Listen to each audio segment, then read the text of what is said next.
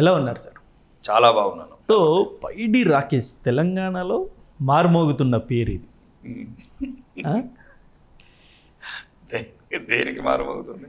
అసలు మీ మాటలు అసెంబ్లీలో కావచ్చు, ప్రెస్ మీట్లో కావచ్చు, ఇంటర్వ్యూస్లో కావచ్చు తూటాల్లా ఉంటాయి. చిన్నప్పటి నుండి అంతేనా సార్? చిన్నప్పటి నుంచి మీడియా కవరేజ్ చేయలేదు. ఎందుకంటే నేను కేసీఆర్ మన్మన్నో లేకపోతే వైఎస్ రాజశేఖర రెడ్డి కొడుకును కాను కాబట్టి అలానే చిన్నప్పటి నుంచే మైకులు పెట్టిర్రు. మాకేందంటే చిన్నప్పటి నుంచి కష్టాలు పడి కడగల్లో అవన్నీ స్థితికి వచ్చేవరకల్లా మైకులు పెట్టారు. మైకులు కెమెరాలు ఇప్పుడు కనబడ్డాయి కాబట్టి సమాజానికి కనబడుతుంది. ఒక్క రోజులో మారారండి మనుషులు. కొత్త ఏ నేచర్ అయితే ఉంటుందో ఆ నేచరే కంటిన్యూ అవుతుంది. కొంత మౌల్డ్ అవుతాం వచ్చు కానీ మొత్తానికి మౌల్డ్ కాలేము. మీరు ఎక్కడ సార్? మీ సొంతూరు? అంకాపూర్ అనే ఆర్మూర్ మండలం ఉంటుంది, నిజామాబాద్ డిస్ట్రిక్ట్లో. అంకాపూర్ అనే విలేజ్. మీ ఫాదర్ ఏం చేసేవారు సార్? వ్యవసాయం చేసేవాడు. వ్యవసాయమే అంటే వ్యవసాయ కుటుంబమే. వ్యవసాయ కుటుంబం. మీరు చేయట్లేదా? చేస్తాను. ఇప్పుడు చేస్తారు. ఎమ్మెల్యే అయిన తర్వాత కూడా తప్పేముంది? మళ్ళీ ఎమ్మెల్యే అంటే వేరు కదా సార్. నేను ఒకటి మీరు అన్నది మీరు అర్థం చేసుకుంటున్నాను. ఎందుకంటే ఎవరైతే మంత్రుల కొడుకులు ఎమ్మెల్యేలు అయినరో, ముఖ్యమంత్రుల కొడుకులు ఎమ్మెల్యేలు అయినరు, వాళ్ళు రాజకీయ వారసత్వము. మేము పుట్టుడే ఈ ప్రజల్ని ఏలతందుకు పుట్టినామనుకుంటారు వాళ్ళు. నేను అట్లా కాదు, ప్రజల్లోకి వెళ్ళి వచ్చాను. ఒక మామూలు సామాన్య ప్రజల్ని 4 రోజుల పదవి కాబట్టి అంత పెద్ద దీన్ని ఏదో హోదాగా భావించట్లేదు నేను. ప్రజలు ఇచ్చిన ఒక బాధ్యతగా, ప్రజలు ఏదైతే నా మీద నమ్మకం పెట్టుకున్నారో ఆ కొంతైనా ఆ నమ్మకాన్ని నిలబెట్టుకుందామని తప్ప ఏదో పెద్ద అది మీరు అనుకున్నంత ఆ రేంజ్లో అయితే అనుకోవట్లేదు నేను ఎమ్మెల్యేని. జనరల్గా ఎమ్మెల్యే ఇవాళ కౌన్సిలర్లనే చూస్తున్నాం సార్ మనం. నేను మామూలు పైడి రాకేష్ రెడ్డి గారిని ఇంతకుముందు ఉన్నాను, ఇప్పుడున్నాను, తర్వాత కూడా ఇట్లా ఉంటాను. ఏంటి అంటే రాజకీయాల్లో రావాలనే ఇంటెన్షన్ ఎప్పుడు మొదలైంది? 2023. ఏమేమి వ్యాపారం చేశారు సార్? హోటల్స్ ఉన్నాయి, రియల్ ఎస్టేట్ ఉంది, కన్స్ట్రక్షన్ ఉంది, కోల్డ్ స్టోరేజ్ ఉన్నాయి, అగ్రో ఎక్స్పోర్ట్స్ ఉన్నాయి, ఎర్రచందనం ఉంది. మీరు చేయని వ్యాపారం లేదనుకుంటా. ఉన్నంతలో ఏంది, ఒక దాంట్లో నష్టం వస్తుంది, ఇంకో దాంట్లో కవర్ చేసుకోవాలి, ఇంకో దాంట్లో నష్టం వస్తుంది. అన్నీ ఒకేసారి. వ్యాపారాలు ఎప్పుడు గ్రోత్ ఒకే రేంజ్లో ఉంటాయి. ఇప్పుడు మీడియా ఉంది, ఒకసారి ఇట్లా అప్ అండ్ డౌన్. ప్రతి వ్యాపారంలో అంటే మామూలు రైతు కుటుంబాలకి గ్రామీణ ప్రాంతాలకు వచ్చాం కాబట్టి మాకు ఎవరు గాడ్ ఫాదర్స్ ఉండరు. బ్యాంకులు పిలిచి లోన్లు ఇవ్వాలి మాకు. కాబట్టి మమ్మల్ని మేమే తీర్చిదిద్దుకోవాలా, మమ్మల్ని మేమే. సామాన్య రైతు కుటుంబం నుండి వచ్చిన మీరు ఇన్ని వ్యాపారాలు అంటే మీకు ఎలా ఏంటి ఫైనాన్స్ సపోర్ట్? ఎలా ఫైనాన్స్ సపోర్ట్ ఏముంది? అప్పుడు 100 పెట్టి వ్యాపారం చేసాం, 1000 అయింది అనుకుందాం, 1000 పెట్టి ఇంకో వ్యాపారం చేస్తాం, 2000 అవుతుంది, 2000 పెట్టి ఇంకోటి చేస్తాం, 4000 అవుతుంది. సో అంటే రామోజీరావు పచ్చళ్ళు పెట్టినప్పుడు మరి పచ్చళ్ళు పెట్టినప్పుడు అంత పెద్ద ఎందుకని ఊళ్ళకి అడగలేదు. ఇప్పుడు పాలమ్మి పాలమ్మినోడు పూలమ్మినోడు తప్పేం లేదు. మల్లారెడ్డి గారు ఇస్ అ గ్రేట్ పర్సన్. మీరు ఎప్పుడైనా వ్యక్తుల్ని ఈ రకంగా క్యాల్కులేషన్ చేయాలి. మల్లారెడ్డి పాపమైన సరదా మనిషి, దాని తప్పేం లేదు. నేను పాలమ్మినా పూలమ్మినా రైట్, తప్పేముంది? రామోజీరావు చెప్పుకోలేదు నేను అంటే ఆ రకంగా ఈ క్యారెక్టర్ అంటే ఒక గంభీరత్వం అతనిది, ఇదంతా ఒక సరదా మనసత్వం. రామోజీరావు పచ్చళ్ళు అమ్మాడు, చిట్ ఫండ్లు వేసాడు, పేపర్ పెట్టుకున్నాడు, ఛానళ్ళు పెట్టుకున్నాడు, మూవీస్ తీశాడు, స్టూడియో కట్టాడు. రామోజీరావు 1000 కోట్లకు ఎదిగితే ఏబడి అడిగాడు అంటే కమ్మదొరనే. కమ్మదొరలు, ఎల్మదొరలు, పెద్దరెడ్డిలు అయితే మీకు ఏం అడగరు. మాలాంటి గ్రామీణ ప్రాంతాలకు వెళ్ళి వచ్చి ఏదో ఒకటి కొద్దిగా మంచి బట్టలు. పెద్దరెడ్డి లాగే కనబడుతున్నారు. ఇన్ని వ్యాపారాలు ఉన్న వాళ్ళు, ఇంత సామ్రాజ్యాన్ని ఏర్పరిచిన వాళ్ళు పెద్దరెడ్డి గారా? నేననేది ఏంటంటే కొందరు అంటే వాళ్ళ ఉద్దేశం మేము సరదాగా మేము చెప్పుకుంటాం, అవునండి సామాన్య కుటుంబంకి వెళ్ళొచ్చాము, కష్టపడ్డాము అనుకుంటాం. జనరల్గా మీరు రాజకీయాల్లో మీలాంటి మామూలు వ్యాపారవేత్తలు లేకపోతే డబ్బున్న వాళ్ళు కావచ్చు, రాజకీయాల్లో రావాలంటే అనేక పార్టీలు ఆహ్వానిస్తాయి. అవును, బీఆర్ఎస్, కాంగ్రెస్ అన్ని పోటీ పడతాయి. అవును, ఎందుకంటే కొంత ఖర్చు పెట్టగలడు, కొంత ఆ నియోజకవర్గంలో పేరుందనో ఇలా. So why BJP? Why BJP అంటే నేను అదే చెప్పాను, చాలా విద్యార్థులు కూడా చెప్పాను. దేశం గురించి, ధర్మం గురించి, న్యాయం గురించి, చిట్ట చివరి భారతీయుడి గురించి ఆలోచించే పార్టీ బీజేపీ. కాంగ్రెస్ గాంధీ కుటుంబం గురించి ఆలోచించే పార్టీ. టిఆర్ఎస్ అది కల్వకుంట్ల కుటుంబం గురించి ఆలోచించే పార్టీ. అంటే అవి కుటుంబ పార్టీలు. ఇదొక దీన్ని భావజాలము, ఐడియాలజీ, నిరంతరము సూర్యచంద్రులు ఎట్లుంటారో ఈ దేశం ఉన్న నొద్దులు, సనాతన ధర్మం ఉన్న నొద్దులు నిలిచే పార్టీ ఇది ఒకటే పార్టీ. ఒకటి భావజాలం, మెజారిటీ ప్రజలైన హిందువుల పట్ల ఆలోచిస్తుంది, వాళ్ళ బాధని పంచుకుంటుంది, వాళ్ళ గురించి కొద్దిగా పోరాడుతుంది. వాళ్ళ అవమానాలు ఎట్లయితే గత ప్రభుత్వాలు హిందువులను అడుగడుగున అవమానించుకుంటూ వస్తున్నాయో స్వాతంత్రం వచ్చి నుంచి, స్వాతంత్రం రాకముందు ఒక సమస్య, వందలాది సంవత్సరాలుగా 800 సంవత్సరాల బానిసత్వంతో మాగిన జాతి ఒకవైపు, ఇట్లా స్వాతంత్రం వచ్చిన తర్వాత అప్పుడున్న ప్రభుత్వాలు రోజు రోజుకు మెజార్టీ ప్రజల్ని అవమానించుకుంటా, అన్ని రకాలుగా ఇబ్బందులు పెట్టుకుంటా, దేశంలో ఒక స్వాతంత్రాన్ని కూడా దొంగలో దొక్కి ఎమర్జెన్సీ విధించడం కావచ్చు, రకరకాలు మైనార్టీ ప్రజలను బుజ్జగింపు చేసుకుంటా మెజార్టీ ప్రజలను తండటం అనేది నచ్చలేదు. సో ఇప్పుడు అంటే బీజేపీ వచ్చిన తర్వాతే ఇవన్నీ మారాయా? అంటే ఒకటి ఉందండి, ఇప్పుడు 500 సంవత్సరాల నుంచి పోరాడుతున్నాం. ఎవడో బాబర్ గాడు మా దేశస్తుడు కూడా కాదు వాడు, అసలు మా దేశానికి సంబంధం లేనివాడు వాడు. వాడు వచ్చి మా రామజన్మభూమి కూలగొట్టి వాడు మసీదు కట్టారు. ఏమైనా సంబంధం ఉందా? దాన్ని 500 సంవత్సరాలకు పోరాడుతున్నాం. అది బీజేపీతో సాధ్యం ఎట్లయింది? ఇదే సమాధానం దానికి. చాలా ప్రశ్నలకు, అంటే మీకు అగుపించే ప్రశ్నలు, కనబడని ప్రశ్నలు, ఇట్లాంటి వేలాది సమస్యలకు పరిష్కారం వెతికినాం. ఈరోజు భారత సైన్యం కావచ్చు, అగ్నివీర్ లాంటి స్కీములు కావచ్చు, లేకపోతే ఈ రోజున మౌలిక వసతులు కావచ్చు, వేలాది కిలోమీటర్ల రైల్వేస్ని విద్యుత్కరణ చేయడం కావచ్చు, సామాన్య ప్రజల్ని కంపు గబ్బు ట్రైన్లకి తీసి వందే భారత్ ట్రైన్లలో పంపించడం కావచ్చు, మిడల్ రోడ్లలో ఎడ్లబడి లాంటి ప్రయాణాన్ని ఈరోజు 8 లైన్ల రోడ్లకు తీసుకురావడం కావచ్చు, గ్రామీణ ప్రాంతాల ఉపాధి పథకాలు కావచ్చు, సడక్ యోజన లాంటి రోడ్స్ కావచ్చు, లేకపోతే 300 రూపాయలకు ఒక 1 GB డేటా ఉండే టెక్నాలజీ ఈరోజు ఆకాశం నుంచి నేలకు దించడం కావచ్చు, నడి రోడ్డు మీదనే ఉద్దండపాలెం లాంటి ఫ్లైట్ అందించడం కావచ్చు, అవసరమైతే ఎమర్జెన్సీ ల్యాండింగ్స్, 70 ఎయిర్పోర్ట్లు ఉంటే 150 ఎయిర్పోర్ట్లు తయారు చేస్తారు. సామాన్యులు కూడా అవాయి చెప్పులు ఉంటోడు కూడా అవాయి జాతులు ఎక్కేటట్టు లేదు. దిల్సుఖ్ నగర్ బస్ స్టాండ్లో లుంబిని పార్కులలో బాంబులని ఆపటం కావచ్చు, కొన్ని అంటే మ్యాక్సిమం సురక్షిత భారత్ తయారు చేస్తారు. సో ఇవన్నీ కాంగ్రెస్ హయాంలో జరగలేదా? కాంగ్రెస్ వాళ్ళ అధికారంలో ఉన్నప్పుడు జరగలేదా? చాలా జరిగినాయి. ఎమర్జెన్సీ పెట్టారు, ఋషులను చంపారు, ఆవులను చంపారు, విద్యారంగంలో మొత్తము 30-40 ఏళ్ళు ముస్లిమ్స్నే పెట్టారు. వాడు మొత్తము హర్షవర్ధనుడు, శాలివాహనుడు, పాండ్యన్లు, ఎట్లాంటి అంటే మీనింగ్ చోలాసు, పాండ్యన్సు, అంటే ఈ దేశంలో ఉన్న వీరాది వీరులు 1200 సంవత్సరాలు వెళ్ళిన కుటుంబాల ప్రసక్తే లేదు చరిత్రలో. ఎంతసేపు అక్బర్ గాడు, బాబర్ గాడు, గోరిగాడు గురించే చాలా మేము. అంటే అన్ని రంగాలుగా నిర్వీర్యం చేశారు మా జాతిని. దీనికి ప్రధాన కారణం నెహ్రూ గాంధీ కుటుంబం. అంటే వీరులని ఈ రకంగా ఎవ్రీ టైం నిర్వీర్యము, ముస్లింలకు ఎంకరేజ్ చేయటము, వాళ్ళకు పర్సనల్ లా బోర్డు పెట్టడము, వక్ బోర్డు పెట్టడము, వాళ్ళ గురించి చట్టాలు మార్చటము,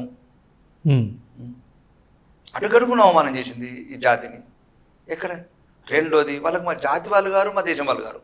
నెహ్రూ అది గతమంతా ఒక దరిద్రం, తర్వాత ఇందిరాగాంధీ పార్సింగ్ చేసుకుంది, రాజీవ్ గాంధీ ఏమో ఇటలీ క్రిస్టియన్ చేసుకున్నాడు, ఈ ప్రియాంక గారేమో క్రిస్టియన్ చేసుకున్నది. వీళ్ళకి మా దేశం మీద, మా ధర్మం మీద, మా మతం మీద, మా మనుషుల మీద, హిందువులను చూస్తే మంట. గాంధీ కుటుంబంకు ఇట్లా యాసిడ్ పోసుకున్నట్లు మమ్మల్ని చూస్తే. చూసావు కదా రాహుల్ గాంధీ గారు పార్లమెంట్ స్పీచ్లో,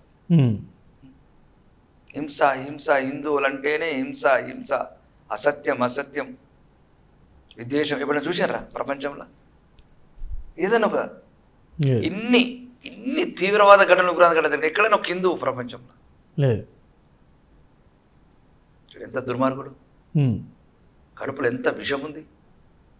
ముత్తాతకు దక్కలేదు, నానమ్మకు దక్కలేదు, తండ్రికి దక్కలేదు, తల్లికి దక్కలేదు, ఇతనికి దక్కలేదు, ఇలా చెల్లెకి దక్కలేదు. అడుగున్న విషయం నింపుకున్న కుటుంబం హిందువుల పట్ల. ఎందుకని అంటే ఏమై ఉండొచ్చు ఆ పరిస్థితులు?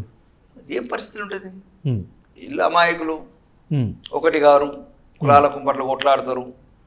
మనం ఖాళీ వన్ సైడ్ క్రిస్టియానిటీ ముస్లిం మైనారిటీలకు మత మార్పిట్లకు ప్రోత్సాహము ఇవన్నీ ఇచ్చిన వాళ్ళు కదా.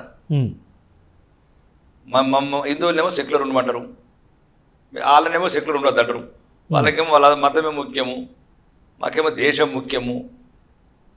ఏనట్లే కదా, అంబేద్కర్ గారే అన్నారు కదా మాట. వాళ్ళ ముస్లిమ్స్కి ఎప్పుడు వాళ్ళ మతమే ముఖ్యమైతే తప్ప దేశం ఎప్పుడు వాళ్ళకు ముఖ్యం కాదు, రాజ్యాంగం కూడా ముఖ్యం కాదని. గౌరవనీయ భారతరత్న రాజ్యాంగ నిర్మాత ఆయన అన్న మాటలు పేజీలతో సహా చెప్పిండు, ఎప్పటికైనా దేశానికి ముప్పు ఇల్లని. కాబట్టి మాలో ఉన్న ఐక్యత కావచ్చు, మాలో ఉన్న కులాల పిచ్చిని రెచ్చగొట్టడం కావచ్చు, కులాలలో ఇంకా చీల్చడం కావచ్చు. అంటే వీళ్ళే కాదు, అఖిలేష్ యాదవ్ లాంటి వాళ్ళు, స్టాలిన్ లాంటి వాళ్ళు, ప్రతి రాజకీయ నాయకులు, ప్రతిపక్ష నాయకులు ఆ రకంగా హిందువుల అనేకతని ఎక్కడ లేదు ఇట్లాంటి ప్రపంచంలో. బట్ మీరు కాంగ్రెస్ మీద ఇన్ని విమర్శలు చేసినా సరే స్టిల్ భారతదేశాన్ని ఎక్కువ సంవత్సరాలు పరిపాలించిన పార్టీ కాంగ్రెస్ పార్టీని. అంటే భారతీయులకి తెలీదా వాళ్ళు ఇలాంటి వాళ్ళు ఇలాంటి అరాచకం చేస్తున్నారు అన్నది? తెలిసింది కాబట్టి 3 రాష్ట్రాలకు పరిమితం చేశారు. ఇందిరాగాంధీ ఎన్ని సంవత్సరాలు పరిపాలన చేసింది చెప్తున్నానండి. ఇప్పుడు మీకు ఎలా అయితే ఒక సూర్యోదయము వస్తుంటే వెలుతురు వస్తూ ఉంటుంది, ఎక్కడెక్కడ వెలుతురు వస్తే అక్కడెక్కడ మనకు అగుపడతా ఉంటుంది. ఎలా అయితే సమాజం మేల్కొంటుంది, హిందూ జాతి చైతన్యపడుతుంది, అప్పుడే కాంగ్రెస్ పతనం మొదలైంది. అప్పటి వరకు ఇంత సాంకేతికత లేదు, ఇంత సోషల్ మీడియా లేదు, ఇంత టీవీలు లేవు, ఏం లేవు. ఇందిరాగాంధీ నెహ్రూ ఉన్నప్పుడు గుడ్డి కాలము, ఎడ్డి కాలము. ఇందిరాగాంధీ హిందూ కాదని కూడా తెలియదు ఇప్పటికి చాలా మందికి. హిందూ కాదు, కాదు, వేరే కులస్తుని పెళ్లి చేసుకుంది, మతస్థుని పెళ్లి చేసుకుంది కాబట్టి వేరే మతం ఆమె. అంతేనా కాదా? ఇప్పుడు అది ఏదైనా చెప్పాలి మరి. మాకు దేశంలో కొన్ని మరి వాళ్ళ కుటుంబం ప్రత్యేకంగా నియమాలు ఉంటాయంటే చెప్పాలి. లేదు, రాజీవ్ గాంధీ గారు పార్సీకి పుట్టారు కాబట్టి పార్సీ, ఇతర మతస్థుడు. ఆయన ఇతర మతస్థురాలని విదేశీయురాలని చేసుకున్నాడు. ఇతర మతస్థుడు ఇతర మతస్థురాలు విదేశాలు చేసుకున్నాడు. రాహుల్ గాంధీ గారు జన్మించారు, ప్రియాంక గాంధీ గారు. వాళ్ళు చెప్పండి, వాళ్ళు మా దేశస్తులా, మా మతస్థులా? కాదు. అది ప్రజలు ఇప్పుడు తెలుసుకుంటున్నారు. సో బీజేపీ లీడర్స్లు కావచ్చు, లేకపోతే చాలామంది బీజేపీ నాయకులు మాట్లాడేది ఇదే. అంటే పర్సనల్గా వాళ్ళ మతాలు లేకపోతే వాళ్ళు అంటే వాళ్ళు పర్సనల్ అటాకింగ్ ఎక్కువ ఉంటుంది అన్నది ఎక్కువ ఆరోపణ. మీరు కూడా అదే అంటున్నారు. పర్సనల్ అటాక్ కాదండి, మీరు అన్నారు కాబట్టి చెప్తున్నాను. భారతీయ జనతా పార్టీ ఇప్పుడే ఎందుకు వచ్చింది, భారతీయ జనతా పార్టీ వల్లనే ఇందులో. అవును, 500 సంవత్సరాలు మా గుళ్ళను కూరగొట్టిన పార్టీ కాంగ్రెస్, మా ధర్మాన్ని విచ్ఛిన్నం చేసిన పార్టీ కాంగ్రెస్. అరే దీనికి అంత చరిత్ర అండి. విదేశీయులు ఫ్రాన్స్ నుంచి మొత్తం యూరోపియన్స్ అందరూ విజిట్ చేస్తే 1955 ఇప్పుడు కాదు నేను చెప్పేది. మొత్తం దేశమంతా పర్యటించి నేరుగా చెప్తుంటే ఇంత సనాతన ధర్మము, ఇంత సంస్కృతి, ఇంత సాంప్రదాయము, ఇంతటి అభిమానం ఉన్న దేశాన్ని మేము ఎక్కడ చూడలేదు అంటే దాన్ని డిస్ట్రాయ్ చేసేందుకు కదా నేను ఉన్నాను అని చెప్తున్నాను ఆయన చెప్పింది. బట్ అవన్నీ ఇప్పుడు వస్తున్నాయి మాకు చరిత్రలా. అంటే మేము ఎందుకు చెప్తున్నామంటే మతమే అన్ని చేస్తుందని కాదండి, అభివృద్ధి అన్నిటికన్నా ముఖ్యమంటున్నాం మేము. అభివృద్ధిని మాకు 3 తరాలకు చెందకుండా చేసింది కాంగ్రెస్. ఓకే, ఇదొక వైపు మతం అనుకో, ధర్మం అనుకో, అదొక పక్కన. అన్నిటికన్నా ముఖ్యం నీకు ఆత్మగౌరవం కూడా ఉండాలి కదండి. అభివృద్ధి ఒక రోజు అన్నం తినకు తినడం, కానీ రేపుతల ఎవడో వచ్చి నేను ఏమరా అంటే ఎట్లుంటుంది? ఆత్మగౌరవం వేరండి, అభివృద్ధి వేరు. ఇప్పుడు అభివృద్ధి కూడా ఎక్కడ నేను అదే చెప్పాను కదా, ఈరోజు ఆకాశ మార్గం కావచ్చు, రైల్వే మార్గం కావచ్చు, సముద్ర మార్గం కావచ్చు, రోడ్డు మార్గం కావచ్చు, గ్రామీణ సడక్ యోజన కావచ్చు, ఇవన్నీ ఎవరు తెచ్చిండ్రు? భారతదేశం అప్పుడు వాజ్పేయి గారు ఉన్నప్పుడు, నరేంద్ర మోడీ గారు ఉన్నప్పుడు ఆర్మీని ఒక సురక్షితంగా బలోపేతంగా ఈరోజు ఒక తీవ్రవాద చర్యలు మ్యాక్సిమం అంటే మొన్నటి పాల్గొనమెంట్ సంఘటనలు కూడా జరిగినా కానీ ఈరోజు భారతదేశంలో ఎక్కడ బాంబులు అనేది మ్యాక్సిమం తగ్గించగలిగినాం. అక్షరత మీద దాడి, అక్కడ దాడి, ఇక్కడ దాడి, బొంబాయి దాడి, దిల్సుఖ్ నగర్ దాడి, లుంబిని పార్క్ దాడి, ట్రైన్లో దాడి, గోద్రా ఘటనలు ఎన్ని జరిగినాయండి కాంగ్రెస్లో? అలాగే గుళ్ళంటే లెక్కనా, హిందువులంటే లెక్కనా, లేకపోతే సామాన్య ప్రజలంటే లెక్కనా? కాబట్టి అభివృద్ధి కూడా ఒకవైపు అంటున్నాను. మేము 65 ఏళ్లలో చేసిన అభివృద్ధిని ఇప్పుడు చేసినాము. సుమారు 600 కిలోమీటర్లు అట్లా చేశారు. మేము 6500 కిలోమీటర్లు చేసాము 60 ఏళ్ళలో చేసింది. 600 కోట్లు 6000 కోట్లు సుమారు 800 కోట్లు అట్లా చేశారు రికవరీ. ఈడీని మేము 1,60,000 కోట్లు చేసాము. 83 కోట్ల మందికి ఉచిత రేషను, 140 కోట్ల మందికి ఫ్రీ వ్యాక్సిను, 52 కోట్ల మందికి జన్ధన్ ఖాతాలు లేవండి 65 ఏళ్ళ నుంచి. అకౌంట్ లేదు వాడికి. ఈరోజు అకౌంట్ తీసుకొచ్చి ట్రాన్స్పరెన్సీ లక్షలాది ఏదైతే అవినీతి ఉన్నదో అంత కంట్రోల్ చేసినాం. ట్రాన్స్పరెంట్గా పేదవాడికి డబ్బు పోయేటట్లు వాడి ముందు ఖాతాలు ఓపెన్ చేసినాం. యువత నిర్వీర్యం కావద్దు, ప్రభుత్వ రంగంలో అన్ని ఉద్యోగాలు చేయలేమని ముద్రా లోన్స్ నుంచి 20 లక్షల కోట్లు ఇప్పుడు 30 లక్షల కోట్లకు పెంచినాం. 8 కోట్ల మందికి స్వయం ఉపాధి కల్పించినాం. 2 కోట్లే అంటున్నాం, మేము 8 కోట్ల మందికి ఉపాధి కల్పించాం. నరేంద్ర మోడీ గారు 2 కోట్ల ఉద్యోగం ఇచ్చారా? 2 కోట్లు కాదురయ్యా, 8 కోట్ల ఉద్యోగాలు క్రియేట్ చేసాం. మీ ఉద్యోగమే కాదు, సెల్ఫ్ ఎంటర్ప్రెన్యూర్స్ ఇంకా వాటికి ఇంకా 4 ఉద్యోగాలు క్రియేట్ చేశాడు. ఇదొక వైపు. అంటే నేను అనేది ఏంటంటే అభివృద్ధి మాకు ప్రధాన పంత. ఈరోజు ప్రపంచం లోపల అమెరికా ప్రెసిడెంట్ కావచ్చు చీరలాగుతున్నాడు. ఒకప్పుడు షూపులు మన భారత ప్రధాని షూలు ఇప్పించేసారు. ప్రపంచం అంతా ఈరోజు భారతీయుడుగా మనం గర్విస్తున్నాం. భారతదేశానికి ఒక రకం గౌరవిస్తున్నారు. ప్రపంచ దేశాల నాయకత్వం వహించమంటున్నాయి మోడీ గారిని. ఉక్రెయిన్ లాంటి యుద్ధం మధ్య మీరు మధ్యవర్తిగా ఉండాలంటున్నాయి. నేను అనేది ఏంటంటే ఒకవైపు విదేశాలలో మన విశ్వఖ్యాతి కావచ్చు, స్వదేశంలో అభివృద్ధి కావచ్చు, లేదు మెజారిటీ ప్రజల స్వాభిమానం కావచ్చు. ఈ 3 కలయికని ఈరోజు భారతీయ జనతా పార్టీ సాధించిన విజయం. బట్ ఇప్పుడు 2 సార్లు కూడా బీజేపీ పార్టీ మనం చూసుకుంటే సెంట్రల్లో భారీ సీట్లతోటే గెలిచింది. బట్ లాస్ట్ టైం మనం చూసుకున్నట్టయితే సంకీర్ణ ప్రభుత్వం, ఇవాళ చంద్రబాబు నాయుడు గారు నితీష్ కుమార్ గారు మద్దతు ఇవ్వకపోతే గెలవని పరిస్థితి. అంటే ప్రజలు కూడా విసిగిపోయారా బీజేపీ పార్టీతోటి? ఒకటి ఉంటుందండి, అధికారం అనేది ఒక నెంబర్ గేమ్. మాకు అది ముఖ్యం కాదు, మాకు ఎంతసేపు దేశమే ముఖ్యం. ఇది ఒక ఎన్నికల ప్రక్రియ అంటే అదంతా ఒక దేశ భావజాలం, సంస్కృతి, సాంప్రదాయము, దేశ ఐక్యత, దేశ అభివృద్ధి ఇంతవరకు ఉంటుంది. బీజేపీ అనేది దాంట్లో ఒక భాగం తప్ప. ఆర్ఎస్ఎస్ కావచ్చు, భావజాలం కావచ్చు, ఇట్లా అన్ని భాగం ఉంటుంది.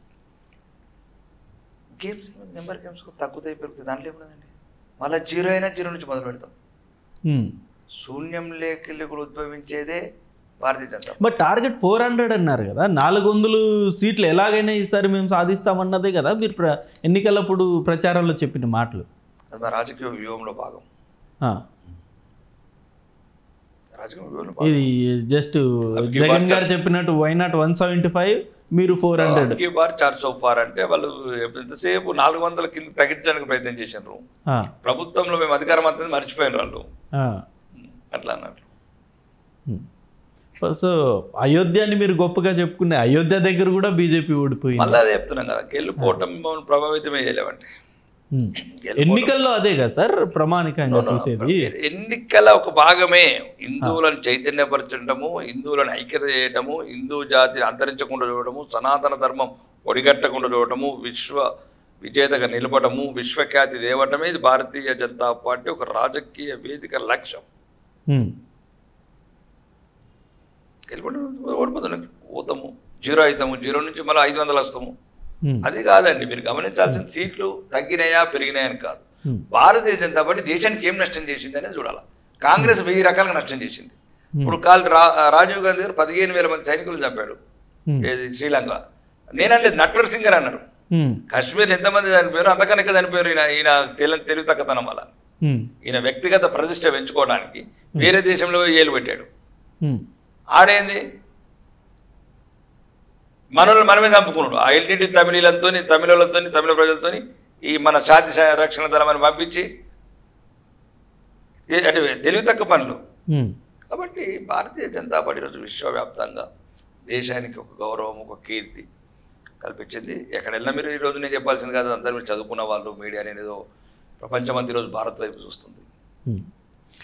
సో మొన్న కేటీఆర్ గారు ఒక మాట అన్నారు సార్, భారతీయ జనతా పార్టీ వాళ్ళు ఎవరైనా కావచ్చు 5 పదాలు లేకుండా వాళ్ళు మాట్లాడమనండి అని చెప్పేసి. ఒకటి మతం అంటే హిందూయిజం, ఒకటి మోదీ గారి పేరు, లేకపోతే పాకిస్తాన్ తిట్టడమో, ఆ ముస్లిమ్స్ని తిట్టడమో, ఇవి లేకుండా వాళ్ళు మాట్లాడమని చెప్పండి అని చెప్పేసి ఒక ఛాలెంజ్ ఇసిరారు కేటీఆర్ గారు. చూసారా వీడియో? నేను వీడియో చూడలేదు. అంటే ఒకటి కేవలం వీళ్ళు ఇలాంటి మాటలు మాట్లాడే ప్రజల్లో రెచ్చగొట్టి ఓట్లు తీసుకునే పరిస్థితి. నిధులు నియామకాలు అన్న అయ్యా, నీళ్ళు ఎవరికి ఇచ్చాడు, నిధులు ఎవరికి ఇచ్చాడు, నియామకాలు ఎవరికి ఇచ్చాడు? తెలంగాణ ప్రజల్ని రెచ్చగొట్టి, వాళ్ళ అమాయకత్వాన్ని రెచ్చగొట్టి 1200 మంది బిడ్డలను ఆత్మహత్యలకు పొరుగొల్పి గద్దెనెక్కి కొడుకు, కూతురుకు, అల్లుడికి, ఇంకొకడికి అదిన కొడుకు, ఇంకొకరికి సంతోషరావుకు, మరి టీఆర్ఎస్ తెలంగాణ రాష్ట్రం ఏం చెప్తారు? మామ, అల్లుడు, అక్క, అన్న, ఇదే కదా స్టోరీ. ఇలా చెప్పుడు. మరి 10 ఏళ్ళ ఏ స్టోరీనా మనం? మంత్రిత్వ శాఖలు మీకే, ఐటీ నీకే, ఇండస్ట్రీస్ నీకే, ఇరిగేషన్ మీకే, ఫైనాన్స్ మీకే, ఉన్న 10 శాఖలు మీరే పెట్టుకుంటారు. మీ చెల్లెనేమో పార్లమెంట్ పంపిద్ది, మళ్ళీ ఏడైనా ఓడగొట్టాక ఎంటర్ ఎమ్మెల్సీ తిరి బతుకమ్మ ఆడితే మీరే ఆడాలా, సప్పట్టు కొడితే మీరే కొట్టాలా. ఇక మేము దేనికి పనికిరాం కదా. మరి మీదేం కదా? తెలంగాణ ప్రజలు 4 కోట్ల మంది లేరా? 4 కోట్ల మంది చదువుకోలేదా? మేధావులు లేరా? కొండ లక్ష్మణ్ బాపూజీ లేడా? జయశంకర్ సార్ లేడా? ఎక్కడుంది మరి? మరి మన వరంగల్ అంత పెద్ద సభ పెట్టు, మరి జయశంకర్ సార్ ఫోటో పెట్టలే. జయశంకర్ సార్ భిక్షనే కదా మీ నాన్న. మీకు ఫస్ట్ పార్టీ ఆఫీస్ ఇచ్చిన కొండ లక్ష్మణ్ చూపించి కటౌట్ ఎందుకు పెట్టలేదు? మొన్న పెట్టారు కదా 200 కోట్ల ఖర్చు. మళ్ళీ అదే చెప్తున్నామండి, 100% ఒప్పుకుంటున్నాం కదా. మేము హిందుత్వం గురించే మాట్లాడుతాం. బరాబర్ 22 పార్టీలు ఎప్పటికి దయ రాలేదు. అంటే కుంభమేళకు రాలేదు పనికిరాని వాళ్ళు. ఏం పుడుతుందిరా? రోగం పుడుతుందా? కేటీఆర్ మునగలేదు అంటే హిందువులు భక్తి ఉన్నట్ట?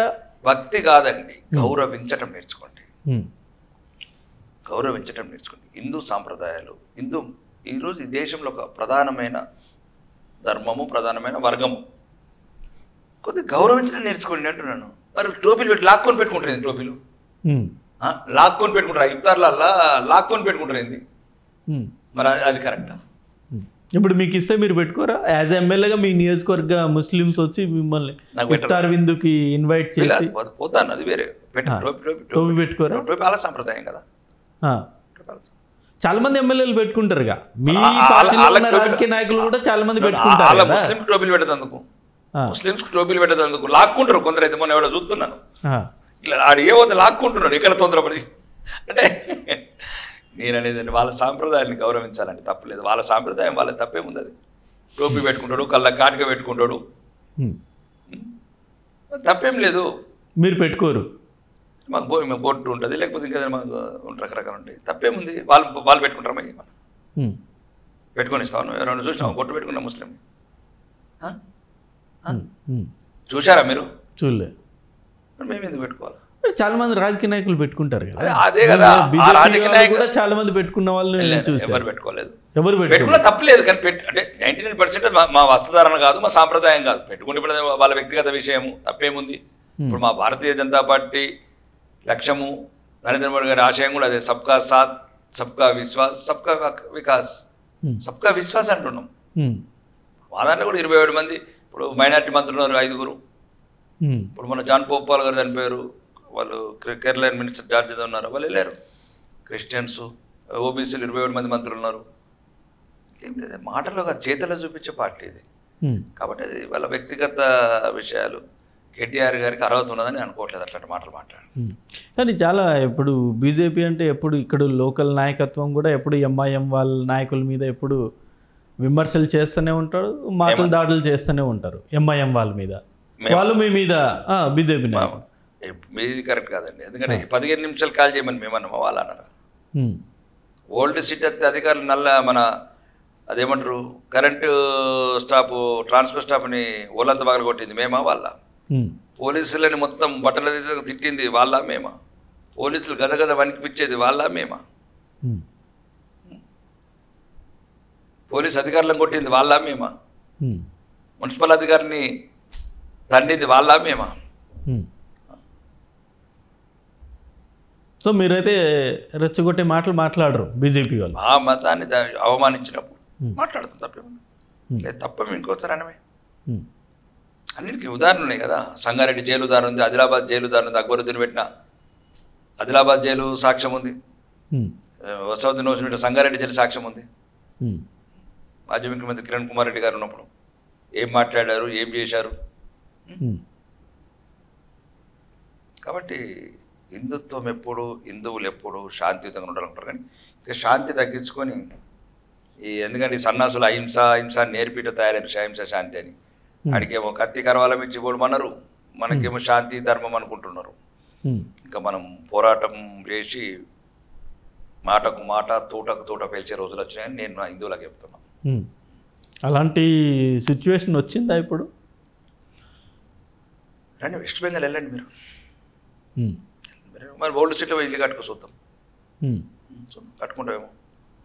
ఎక్కడ ఓల్డ్ సిటీలో ఇల్లు కట్టుకుంటావా? నీలాంటి హిందువులందరినీ ఇప్పుడు 100 మంది ఎమ్మెల్యేలు అడిగినా చార్మినార్ కాడ ఇల్లు కొనుక్కుంటారా మీరు అని. ఏమేమి కొనుక్కోమన్నారు, ఏంటి కొనుక్కోరు మరి చెప్పండి మీరు.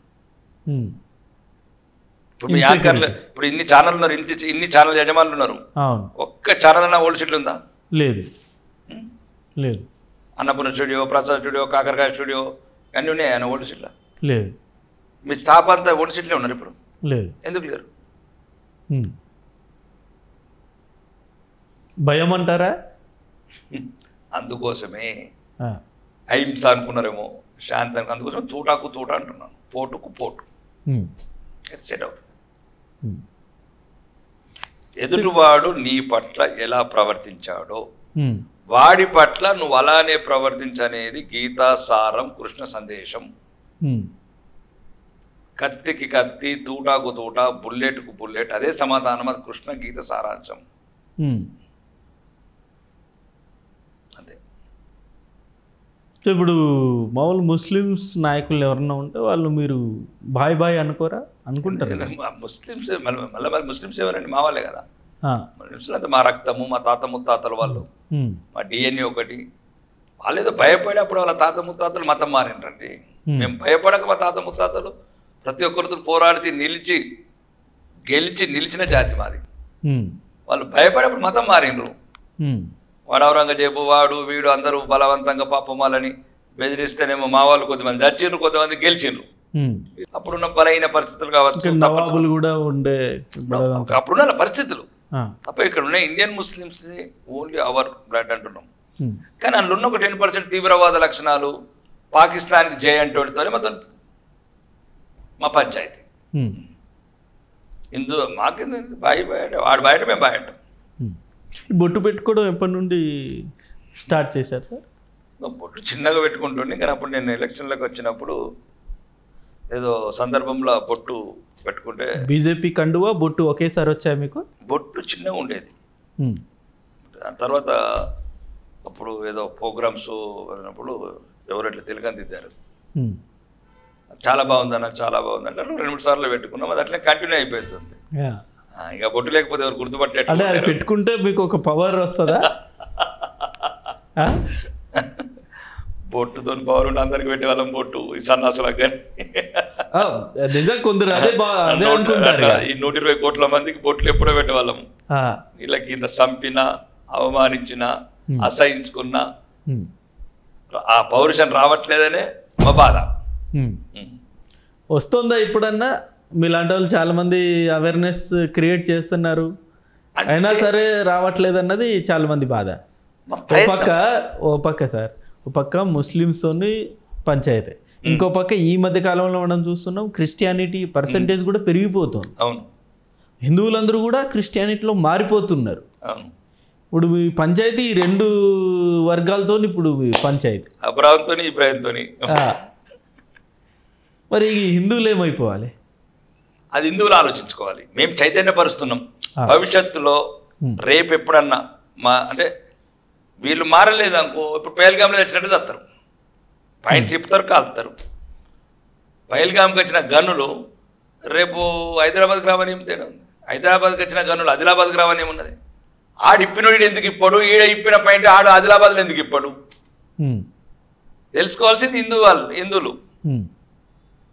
ఈ సన్నాసులు తెలుసుకోవాల్సింది. మేము పద్మశాలి, మేము గౌడ్సు, మేము అది, మేము ముదిరాజు, మేము రెడ్డిలము, మేము కాపోళ్ళము, మేము కాకరకాయ, మున్నూరు కాపు, పెరక కాపు, ఒకరినొక్కడు చీల్చుకుంటా తోగలు పేగులు చేసిండ్రు. వాడికి ఒకటే కనబడుతున్నది హిందూ కూడా దేవస్థాలే కంటారు. హిందువుల్లో మళ్ళీ వందలు. వాడికి మాత్రం కాల్చోడికి మాత్రం వీడు ఒక్కడే. వీడికే కులము, గజ్జి, మతము, అదేమంటారు ప్రాంతము, భాష అన్ని ఉన్నాయి వీడికి. ఆడికి ఏం లేవు. బుల్లెట్ ఉన్నోడికి తుపాకి తిప్పుతున్నాడు, కాల్తున్నాడు, పైన తిప్పుతున్నాడు, కాల్తున్నాడు. మరి వీడికి అర్థం కావాలా? మరి పైన తిప్పుతున్నాడు అర్థం కాకపోతే వేదోళ్ళకి ఏం చెప్తాం? అందుకోసమే హిందువుల ఐక్యత చేయడానికి, చైతన్యపరచడానికి జమ్మూ కాశ్మీర్ లాగా ఆడవాళ్ళని రంపాల మీద కోసినట్లు, కాశ్మీర్ పండితులు నిల్లగొట్టినట్లు, వలసదారులేమో స్థిర నివాసం ఏర్పరచుకున్నారు, వలసదారులు అయ్యారు. వెస్ట్ బెంగాల్ ఏం జరుగుతుంది ఘటనలో? ఒక్క రోజుల వందలాదిలు తగలబెట్టడం, బంగ్లాదేశ్ లాంటి ఘటనల హిందూ వంటేనే చాలు వేలాడదీయడం, చంపి ఒక్కొక్క అమ్మాయిని 100 మందిని మానభంగం చేయడం. ఇది జరగద్దని కోరుకుంటున్నాం. బంగ్లాదేశ్, జమ్మూ కాశ్మీర్ మీరు మాట్లాడుతున్నారు, బట్ మణిపూర్ గురించి కూడా మీరు మాట్లాడితే బాగుంటుంది కదా. మణిపూర్ బ్రహ్మాండంగా ఉంటుంది. ఎందుకు మాట్లాడితే మణిపూర్ బీజేపీ వాళ్ళు దాని మీద ఎక్కువ ఫోకస్ చేయరు కదా. బీజేపీ గవర్నమెంట్ అంత రాంగ్. అది అక్కడ తెగల మధ్య జరుగుతున్న తెగల మధ్యన, మతాల మధ్యన కాదు. ఇక్కడ ఒక మతం దాడి చేస్తుంది. 1990 ఒకటే రోజు 1100 మసీదులకు వెళ్ళి ఇస్లాం స్వీకరించండి, లేకపోతే కాశ్మీర్ నుంచి వెళ్ళండి. 3 రోజుల తర్వాత మీరు మాత్రం వెళ్ళాలా, మీ పిల్లలు, మీ కూతుర్లు మాకు వదిలిపెట్టిపోవాలా? ఇది మర్చిపోని చరిత్ర. భవిష్యత్ తరాలు రాసి పెట్టుకుంటే ఈ చరిత్ర. ఇట్లనే బలవుతారా? ఇట్లనే శరణార్థులుగా అవుతారా? అది మీరు హిందువులు నిర్ణయించుకోవాలా. హిందువులు నిర్ణయించుకోవాలా. ఏదో మేము ఒకటేనండి, మేము చైతన్యపరుస్తున్నాం, భయపెట్టట్లేదు. భయపెట్టే వెళ్ళితే మేము ఇట్లాంటి మాటలు మాట్లాడు, మేమే వెళ్ళిపోతాం. మేము రంగంలో ఉన్నాం యుద్ధానికి, కానీ మాకు సహకరించండి అంటున్నాం. ప్రజాస్వామ్యయుతంగా, ప్రజాస్వామ్య దేశంలో ప్రజాస్వామ్య వేదికలే ముఖ్యం. కాబట్టి మేము ప్రజాస్వామ్యంగానే చైతన్యపరుస్తున్నాం. వాళ్ళు చెప్తున్నారు బాంబులు పెట్టుండ్రి, కత్తులు పట్టుండ్రి. వాళ్ళు మేం కాదు. మేము దేశంలో ఏదైతే ప్రజాస్వామ్యం ఉందో ఆ ప్రజాస్వామ్యం పోరాడుతున్నాం. దీనికి ముందు ఏంటంటే ఐక్యత. ఇప్పుడు ఎలా అంటారండి అసోద్ గారు, నేను తెలంగాణ సెక్రటరీ మీద భారతీయ జనతా పార్టీ జెండా ఎగిరేయనంటే నువ్వేవాడివి అంటే 15% ఉన్నోడే మమ్మల్ని ఎగిరేయండి, మరి 85% మా లెక్క ఎట్లా చెప్పండి? దీనికి సంబంధం చెప్పండి. నువ్వు 15% ఇప్పుడే మమ్మల్ని ఇట్లా అంటున్నావు అంటే పర్సెంటేజ్ పెరిగితే, మరి పెరిగితే వెస్ట్ బెంగాల్ అవుతుంది, పెరిగితే కాశ్మీర్ అవుతుంది, పెరిగితే ఓల్డ్ సిటీ అవుతుంది, పెరిగితే బైన్సా అవుతుంది, పెరిగితే నిజామాబాద్ అవుతుంది, పెరిగితే రాయచోట అవుతుంది, పెరిగితే కడప అవుతుంది. కానీ ఈ మధ్య కాలంలో మనం చూస్తున్నాం సార్, వాళ్ళ పర్సంటేజ్ అనేది కూడా చాలా పెరుగుతుంది. మీరు అబ్జర్వ్ చేశారు అది? అందు గురించి నేను చెప్తున్నానండి, హిందువులు ఫ్యామిలీ ప్లానింగ్ చేసుకోవద్దు. భవిష్యత్తులో మనం మైనారిటీస్ అవుతాం, ఇలాగే కంటిన్యూ అవుతున్నాము అవుతామనేది ఇంకా దానికి టైం పట్టు కొద్దిగా. దాని లెక్కల వాళ్ళు 2040 టార్గెట్ వేసుకున్నారు. నేను అందు గురించి చెప్తున్నాను, వాడు కనటం ఆపే వరకు నువ్వు కనటం ఆపకు. ఎవడో గోడల మీద రాస్తే వాడు సంజయ్ గాంధీ అంటాడు 84 లక్షల మంది హిందువులకు సర్జరీ చేశాడు, ద్రోహి. ఇక్కడ చట్టం చేయలేదు. వీడిచ్చి వాడు అమ్దో అమరక్దో మీరిద్దరు మాకిద్దరు ముద్ద అనుకుంటా వీడికి తీసుకొచ్చుకున్నారు. అప్పట్లో ఉండేగా ఒకరు లేదా ఇద్దరు, అదే అది ఎవడో గోడల మీద రాస్తే ఇలా మరి వాడి ఆడు కంటే నువ్వెందుకు అంటలేవు? అంటే మామూలు పంక్చర్ దుకాణం పండ్ల దుకాణంలో 10 మందిని పోషించినప్పుడు నీకేమైంది ఫామ్ హౌస్లు ఉన్నాడు అని నేను అంటున్నా. ఇప్పుడు ఉన్న ఇద్దరు నన్ను కాపాడుకోవాలి కదా నువ్వు. ఇప్పుడు ఉన్న ఇద్దరు ఒకటి యుద్ధం చేస్తే ఉండాలి కదా. ఇప్పుడు పడుతుంది కత్తి రివాల్వర్ పాల్గామ్ సంఘటనలు పాయింట్లు ఇప్పినప్పుడు ఇంకొకటి ఉండాలి కదా ఇంటికాడా. అందుకోసం నేను చెప్తున్నాను, క్లియర్గా చెప్తున్నాను, ఎదుటోడు ఆపే వరకు నువ్వు ఆపకు. కడుపు నిండా కనుకోండి, ఏ తప్పేముంది? ఆ చిన్నప్పుడు సుతిల్ బాంబులు ఉంటాయి మా ఈ మధ్య నా పోరాడు సుతిల్ బాంబులు ఆడే నిజమైన బాంబులు తిరుగుతున్నాడు. 10 మందిలోకి ఇద్దరు కేటాయిస్తున్నారు హిందువులని దాడి అయ్యేందుకో హిందువుల మీద చంపేందుకో. నువ్వు సమానంగా ఉన్నప్పుడు సమానంగా ఉంటాడు. నేను అందుకోసం వెరీ క్లియర్గా చెప్తున్నా, ఫ్యామిలీ ప్లానింగ్ చేసుకోకండి. మీకు ఎంత ఇష్టమైంది అంతమందిని అనుకోండి, కడుపు నిండాగా అనుకోండి. ఇంకా ప్రపంచం చాలా ఇప్పుడున్న పెద్ద పరిస్థితుల్లో నిజంగా మన హిందువులు 2-3 కంటానికి కూడా చాలా భయపడుతున్నారు. ఎందుకంటే ఇప్పుడు చదువుల దగ్గర లక్షల ఫీజులు కావచ్చు, వాళ్ళు పెంచాలి, పోషించాలి, పెద్ద చేయాలి, పెళ్ళిళ్ళు చేయాలి, ఇవన్నీ కూడా ఖర్చుతో కూడుకున్న పని. ఇదే ఒకటి ఇట్లాంటి అపోహలు అన్నీ పెట్టిండ్రు. మరి వాళ్ళు అంటే వాళ్ళకేమైతుంది? వాళ్ళు చదువుకుంటారా, వాళ్ళు పెళ్ళిళ్ళు చేసుకుంటారా, వాళ్ళు పండగలు చేసుకుంటారా, వాళ్ళు బట్టలు దొరుకుంటారా, వాళ్ళు బంగారం కొంటలేరా, వాళ్ళు కార్లు కొంటలేరా, వాళ్ళు భూములు కొంటలేరా? మనతో పోలిస్తే వాళ్ళు చాలా తక్కువేమో కదా సార్. అవును, అందుగురించి మన మొత్తం తీసుకోవడానికి వాళ్ళు ఎక్కువ మందిని కంటున్నారు. మరి వాళ్ళకి ఏం కష్టపడకుండా పిల్లలు కంటే వాళ్ళు తీసేసుకుంటారు. ఇప్పుడు నువ్వు సంపాదించి పెట్టు, ఆయనతో ఒకరిని తీసుకొస్తాడు, కొత్తాడు, తీసేసుకుంటాడు, ఇల్లు తీసేసుకుంటాడు, మరి అయిపోయా. అదే జరుగుతుంది కదా, బంగ్లాదేశ్ జరిగిందే కదా. హిందూ బిడ్డలందరినీ ఉరితాడు వేసారు, భూములు లాక్కున్నారు, ఇల్లు లాక్కున్నారు, బంగారం లాక్కున్నారు, బతుకు లాక్కున్నారు. ముక్కు పచ్చలని అమ్మాయిలను మన బంగారు చెప్తున్నారండి వేదాలు. అవును, ఒక రకమైన బాధ, ఒక రకమైన నిరాశ. అంటే నేను అనేది ఏంటంటే చరిత్ర తెలుసుకోనన్నా ఉండు, గతం ఏం జరిగింది, వర్తమానం ఏం జరుగుతుంది, ఈ రెండు తెలుసుకుని నాకు జాగ్రత్త ఉండాలని నేను భవిష్యత్తు ఎలా ఉంటుంది అది కూడా ఆలోచించుకోవాలి. ఈ రెండు ఊహించుకుంటే కదా భవిష్యత్తు కనబడుతుంది. ఇప్పుడు ఇలా 15 నుంచి 18%, 3 కోట్ల నోటు 24, 20 కోట్లు ఎట్లా అయిండు? ఇప్పుడు 1950లో 50 కోట్ల 3 కోట్ల నుండి 3.5 కోట్లు 20 కోట్లు ఎట్లా అయిండు అంటే 8%. మరి మనం 240 కోట్లు కావాలి కదా, ఎందుకు కాలేదు? ఇంకా తగ్గిపోతున్నాం. అంటే ఇవన్నీ బ్యాలెన్సింగ్ చేసుకోవాలా. నేను ఒకటే చెప్తున్నా అండి, దయచేసి అన్నిటికన్నా ఈ తక్కువ పిల్లల కంటమే మీరు ఉన్న ఒక బలహీనత భయంకు కారణం. ఎందుకంటే ఆ ఒక్కడు 2 ఫారం కోలం కానీ వాడు కత్తి పట్టాడు, కాకరకాయ పట్టాడు, వాడు దేనికి ఆధాడు, దేనికి పనికొస్తలేడు, వాడు చూస్తేనే భయపడుతున్నాడు. వాళ్ళు ఎందుకంటే అన్నింటిని తెగించేస్తున్నారు. కాబట్టి మీరు దయచేసి 2 బిడ్డలను కాపాడు. మీ 2 బిడ్డలు వాళ్ళు పరిపూర్ణంగా గౌరవంగా బతకాలా అని కోరుకుంటున్నాను.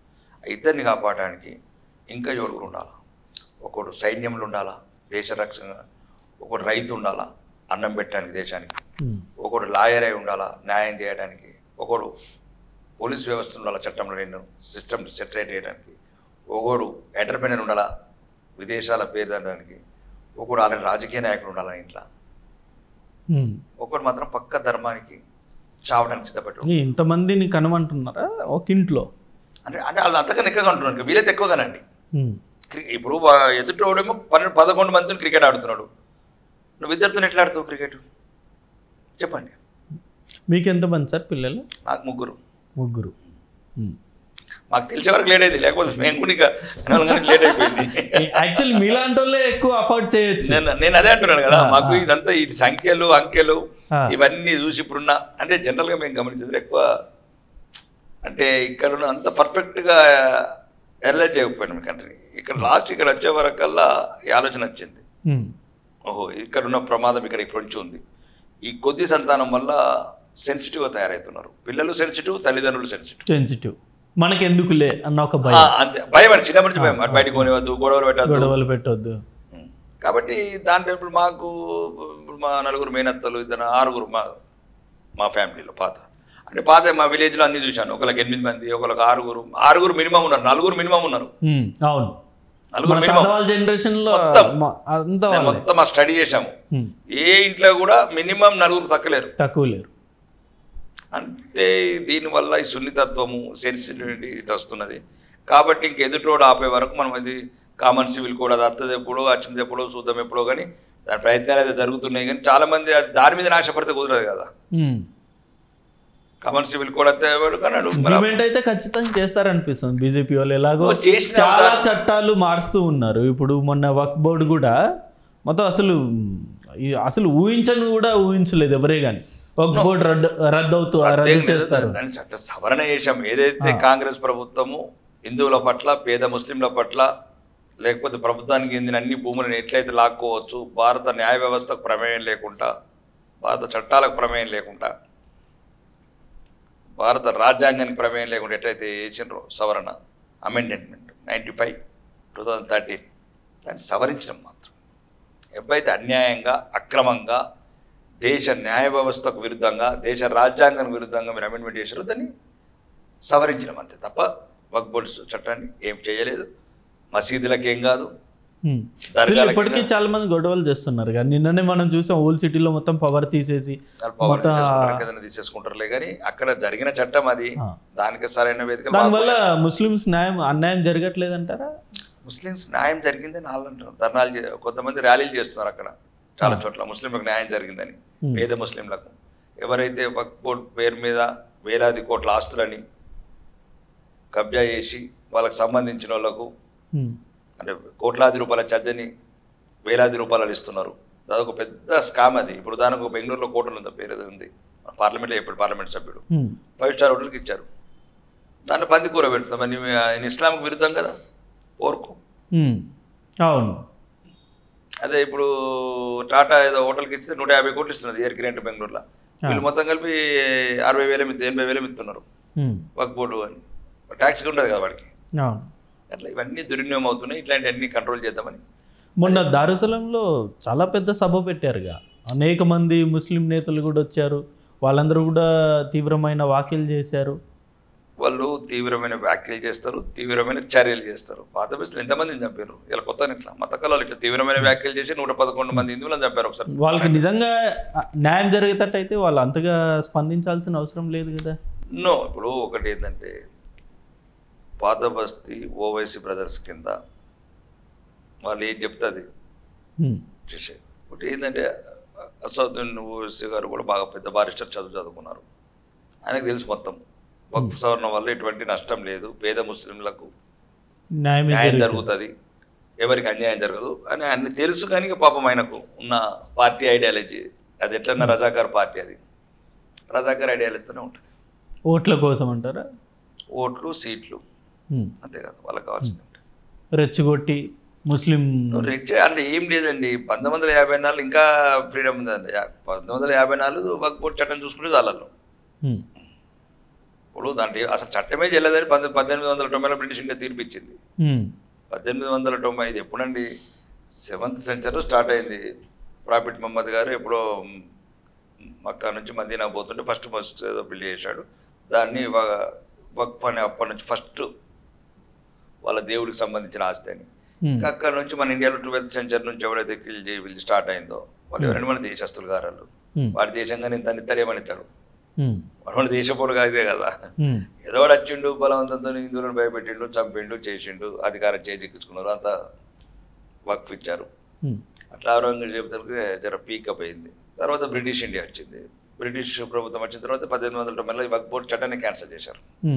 దాన్ని మళ్ళీ నెహ్రూ గారు 1854లో జీవం పోశాడు. సో ఇంకోటి ఇప్పుడు అసలు అతి ముఖ్యమైన అంశం మొన్న జరిగిన పహల్గామ్లో జరిగిన దాడి. సో చాలామంది విమర్శలు చేసేది ఇది బీజేపీ యొక్క బిగ్గెస్ట్ ఫెయిల్యూర్. ఇది ఇంటెలిజెన్స్ వర్క్ చేయలేదు, లేకపోతే అక్కడున్న సిస్టమ్ సరిగ్గా పనిచేయలేదు. చేయకపోవడం వల్ల ఇవాళ మన హిందూ సోదరులను మనం కోల్పోయామన్నది చాలామంది చేస్తున్న విమర్శ. ఒకటంటే ఇంటెలిజెన్స్ వ్యవస్థ అనేది దాంట్లో కొద్దిగా నిజం ఉండొచ్చు. మీరు ఒప్పుకుంటారా ఇంటెలిజెన్స్ ఫెయిల్యూర్ అంటే? మళ్ళీ చెప్తాను, నేను ఒప్పుకున్నట్టు ఇందిరాగాంధీని చంపుకున్నది కూడా కాంగ్రెస్ వాళ్ళేనా? ఇందిరాగాంధీని చంపుకున్నది ఇంట్లోనే కదా, ప్రధానమంత్రి గారు కదా, సెక్యూరిటీ వాళ్ళే ఇంక ఇదైతే ఓకే. ఇది ఒక విశాలమైన రాష్ట్రము, విశాలమైన ప్రాంతాల లక్షలాది మంది పర్యాటకులు, సమ్మర్ కాబట్టి ఇది ఒక అనుకుందాం. ఒకవేళ మరి ఇందిరాగాంధీ ప్రధానమంత్రి కదా, ఆమె ఇంట్లోనే కూడా ఆమెను కాపాడుకోలేని పార్టీ చెప్పండి. ప్రధానమంత్రిని కాపాడుకోలేని పార్టీ, రాజీవ్ గాంధీని కూడా కాపాడుకోలేని పార్టీ. ఇంటెలిజెన్స్ అక్కడక్కడ జరుగుతాయండి, ప్రపంచంలో అన్ని చోట్ల జరుగుతున్నాయి. కానీ బాధాకరం ఏంటంటే ముస్లిం తీవ్రవాదులు వచ్చి హిందువులను చంపడం. ప్రత్యేకంగా తీవ్రవాదం వేరు, ఇస్లామిక్ తీవ్రవాదం వేరు.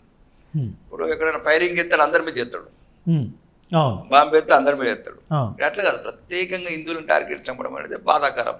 ఇప్పుడు అదే అంటున్నా సార్, ఇది బీజేపీ ఫెయిల్యూర్ లాగా ఎందుకని మనం చూడకూడదు? ఫెయిల్యూర్ అని ఎట్లా అండి, ఇప్పుడు ఇంత పెద్ద దేశంలో ఇట్లాంటి ఒక్క రోజుల్లో నువ్వు కంట్రోల్ చేయలేము. కొన్ని మాక్సిమం 10 సంవత్సరాలు. జమ్మూ కాశ్మీర్ అనేది సెన్సిటివ్ ఏరియా, నిరంతరం అక్కడ మిలిటరీ పహారా కాస్తున్న ఏరియా.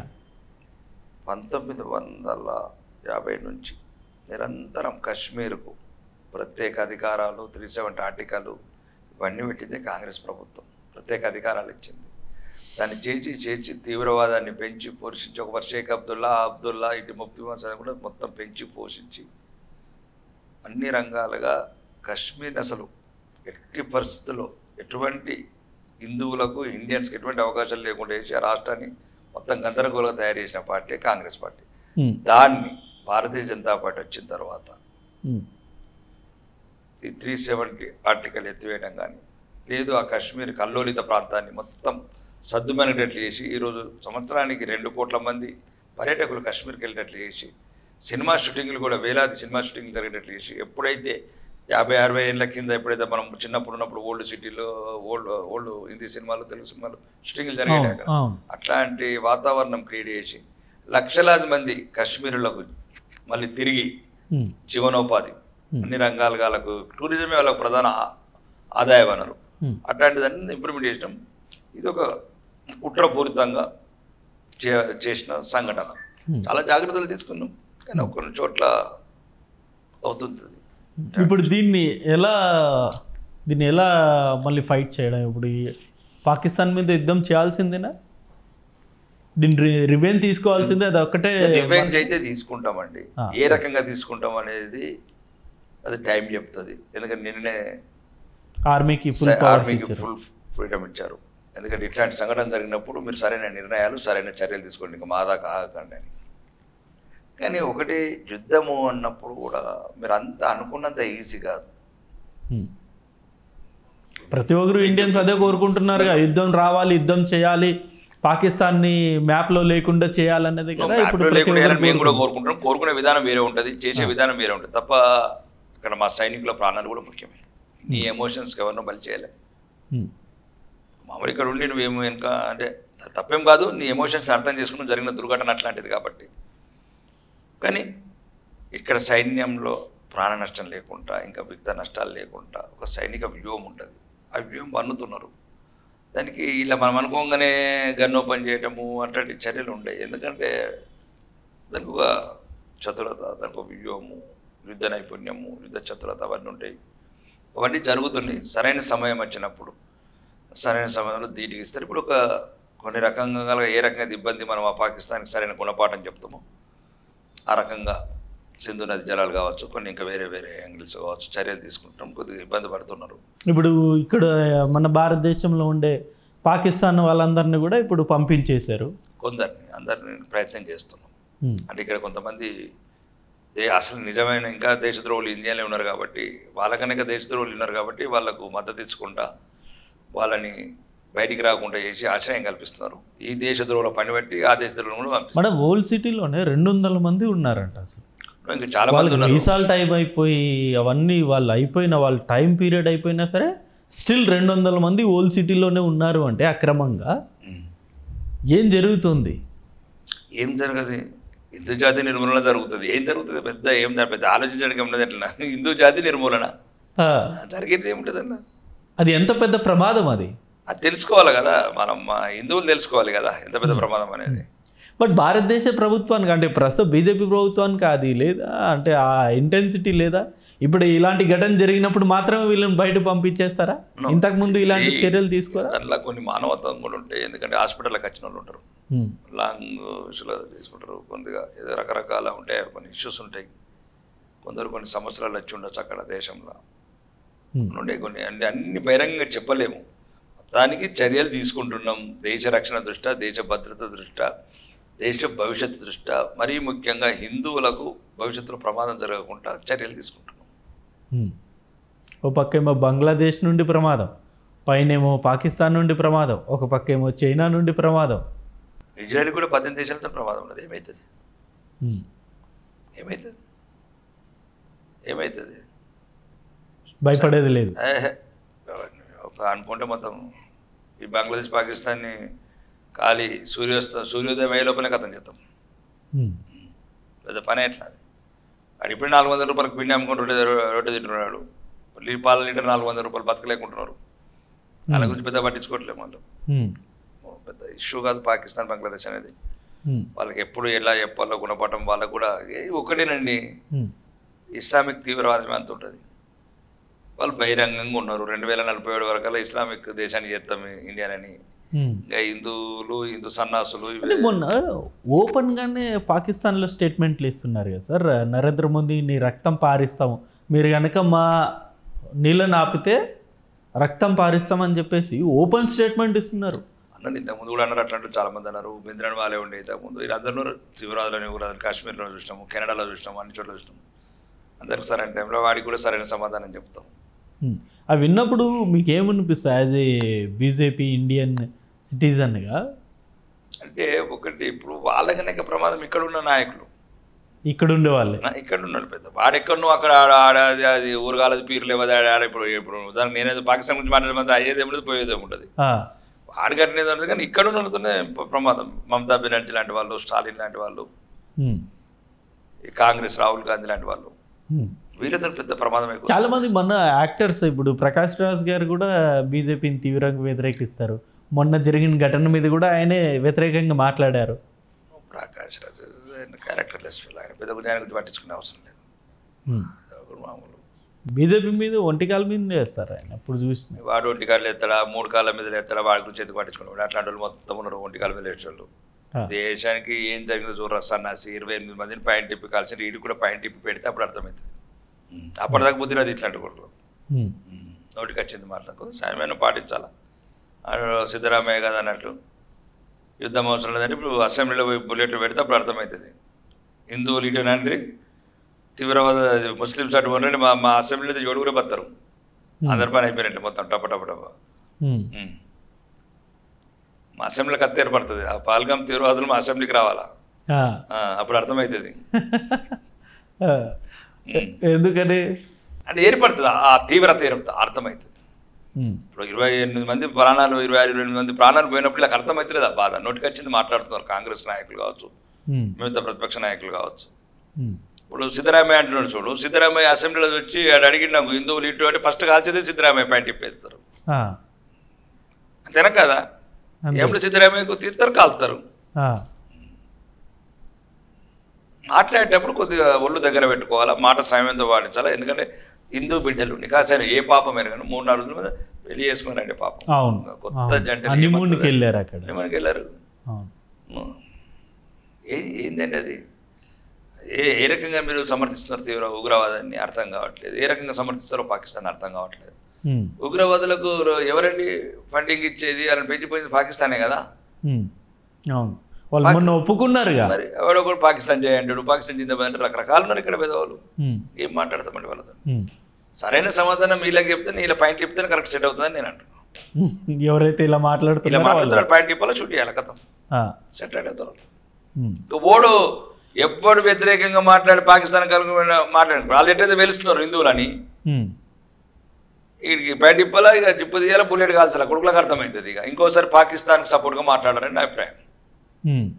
కానీ చాలా దారుణం సార్. అంటే నీ మతం ఏంది అని అడిగి వాళ్ళు కన్ఫర్మేషన్ చేసుకోవడానికి ప్యాంట్ ఇప్పమని చెప్పేసి ప్యాంట్ ఇప్పించి అంత దారుణం కదా సార్. అది దుర్మార్గం. దారుణంగా దుర్మార్గం. అంత ప్రపంచంలో అంత కిరాతకంగా ప్రవర్తించలు ఎవరు ఉండరు. తీవ్రవాదులు చాలా చోట్ల చూసినాం, ఉగ్రవాదులు చూసినాం ప్రపంచం. అవును, కాల్చితే బాంబులు ఇప్పుడు ఒక బస్ కింద బాంబు పెట్టారనుకోండి, ఆ బస్సులో ముస్లిం ఉండొచ్చు, క్రిస్టియన్ ఉండొచ్చు, హిందూ ఉండొచ్చు, అది వేరు.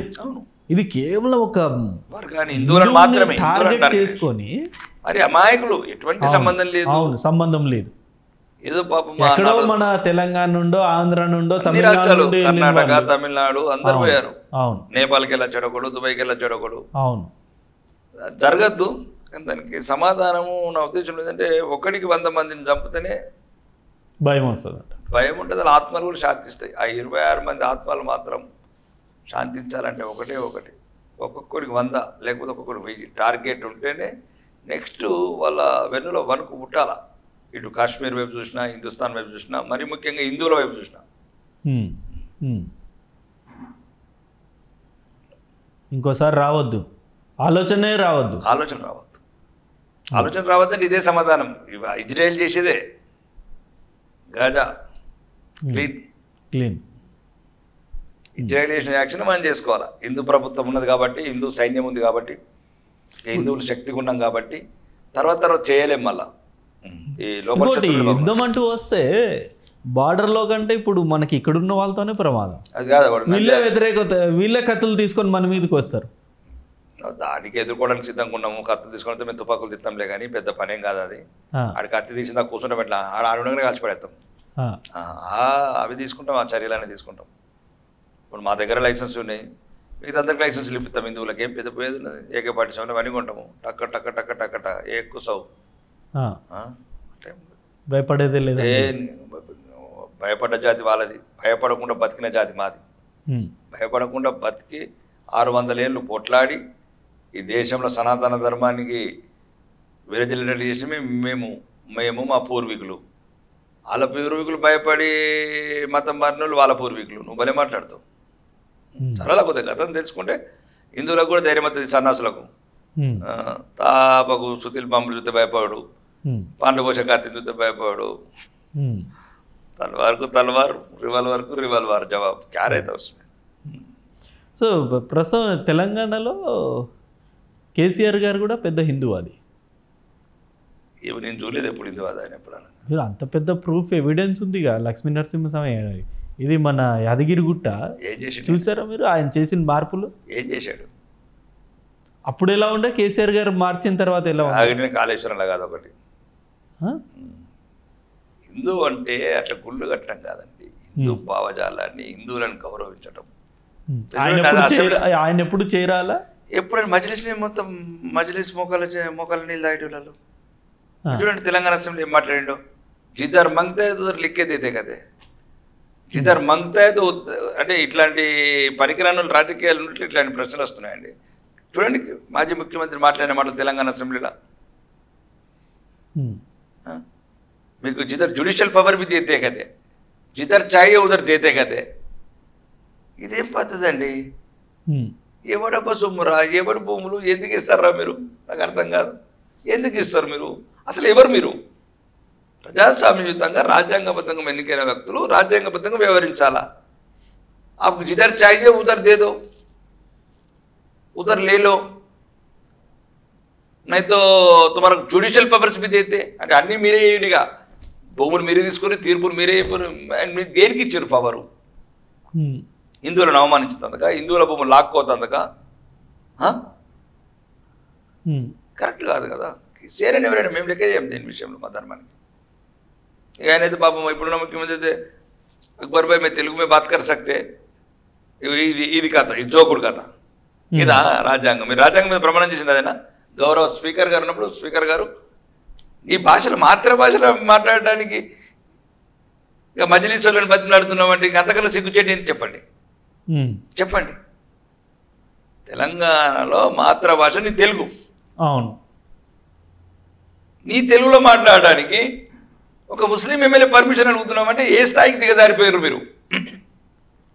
నేను ఎప్పుడు అడిగిండా ఏమైనా మాట్లాడండి అక్బరుద్దీన్ తెలుగులో? ఎందుకు మాట్లాడుతున్నారు హిందీలో మీరు? ఎందుకు మాట్లాడుతున్నారు? అక్బరుద్దీన్ ఎప్పుడు నీకు తెలుగులో మాట్లాడిండా? మజ్లిస్ ఎప్పుడైనా తెలుగులో మాట్లాడిందా? ఎమ్మెల్యే ఎప్పుడు మాట్లాడిందా?